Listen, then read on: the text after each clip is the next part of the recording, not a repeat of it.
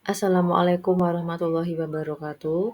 Pada praktikum yang kedua ini, kita akan melakukan praktikum dengan judul Simbiosis, Komensalisme, Parasitisme, dan Mutualisme. Alat dan bahan yang digunakan untuk praktikum pada simbiosis komensalisme adalah: 1. Alat-alat tulis. Ini dapat berupa pensil atau pulpen. Yang kedua, tabel pengamatan. Dan yang terakhir adalah alam sekitar atau lingkungan tempat kita tinggal.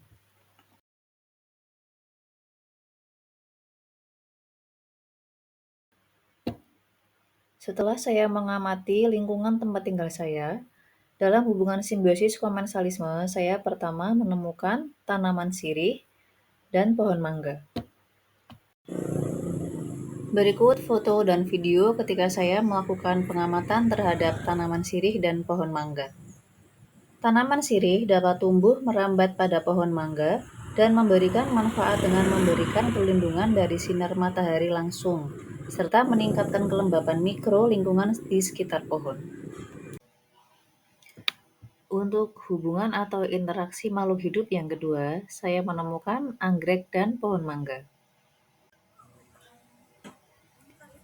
Tanaman anggrek mendapatkan manfaat dari tempat yang nyaman untuk tumbuh dan mendapatkan nutrisi dari serasa pohon mangga tanpa memberikan dampak negatif secara langsung. Selanjutnya, simbiosis komensalisme yang saya temukan yaitu tanaman paku tanduk rusa dan pohon mangga. Tanduk rusa yang terjebak di dahan atau cabang pohon mangga memberikan perlindungan kepada tumbuhan dari binatang penggali tanah atau herbivora kecil lainnya. Pada simbiosis parasitisme, saya menemukan kucing dengan kutu.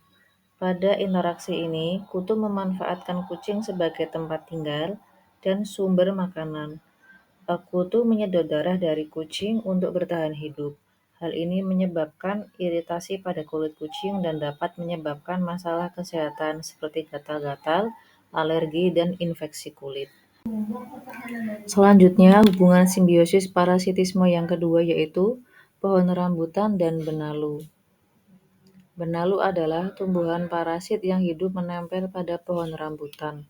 Mereka tidak memiliki klorofil sendiri. Itu yang berarti mereka tidak bisa melakukan fotosintesis untuk membuat makanan mereka sendiri. Dan sebagai gantinya, mereka mengambil nutrisi yang mereka butuhkan dari pohon inang mereka. Dalam hal ini yaitu pohon rambutan. Pada beberapa kasus, benalu dapat menghambat pertumbuhan pohon rambutan, merusak jaringan pohon, atau bahkan menyebabkan kematian jika jumlah benalu terlalu banyak. Dan ini merupakan gambar serta video pohon rambutan yang telah ditempeli cukup banyak benalu. Benalu tersebut menjalar ke setiap batang pohon, dan jika dibiarkan lama-lama batang pohon rambutan tersebut akan tertutup dengan benalu seluruhnya.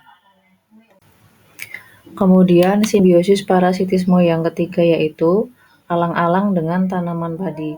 Alang-alang dianggap sebagai gulma atau tanaman pengganggu dalam pertanian padi. Mereka tumbuh dengan cepat, menutupi lahan persawahan, dan bersaing dengan tanaman padi untuk mendapatkan nutrisi dan air.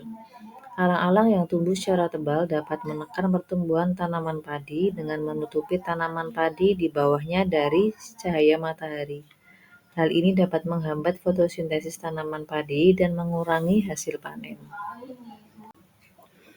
Selanjutnya, pada simbiosis mutualisme, saya mengambil contoh manusia dengan tumbuhan.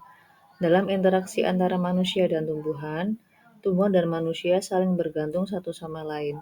Tumbuhan menyediakan oksigen yang diperlukan oleh manusia dan hewan untuk bernafas, sementara manusia dan hewan menyediakan karbon dioksida yang diperlukan oleh tumbuhan sebagai proses fotosintesis. Selanjutnya yaitu hubungan simbiosis mutualisme antara manusia dan bakteri pencernaan. Bakteri pencernaan hidup di saluran pencernaan manusia, terutama di usus besar, dan berperan penting dalam pencernaan makanan, penyerapan nutrisi, serta menjaga kesehatan sistem pencernaan secara keseluruhan.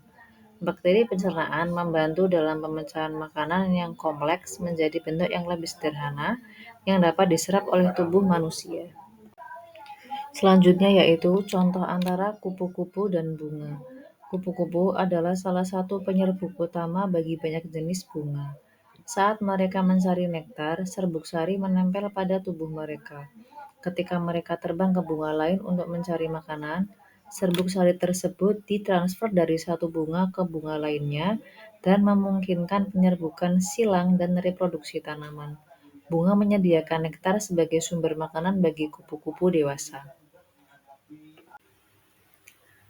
Berdasarkan praktikum yang telah kita lakukan, dapat kita ambil kesimpulan bahwa simbiosis komensalisme merupakan contoh hubungan yang saling menguntungkan di alam, di mana satu spesies mendapat manfaat tanpa memberikan manfaat langsung atau merugikan spesies lainnya.